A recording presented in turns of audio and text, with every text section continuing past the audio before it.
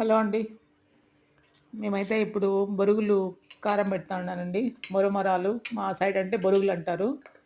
మా ఆయనైతే ఇవి లేకుండా ఉండలేడండి. అటు తిరిగి, ఇటు తిరిగి ఏమన్నా అనుకున్నప్పుడు బొరుగులే కావాలనుకుంటాడు. తను ఒక వారానికి ఒక 15 డేస్‌కోసారైనా ఖచ్చితంగా బొరుగులు తెచ్చేస్తాడండి. అది ఇట్లా మసాలా పెట్టి పెట్టుకున్నామంటే ఒక 1 వీక్ బాగా మనకి ఏదైనా తినాలి అనుకున్నప్పుడు ఇది బాగా తినొచ్చు. బావుంటది కూడా. ఇదిగోండి మనం తినే పుట్నాల పప్పు, శనగపప్పు.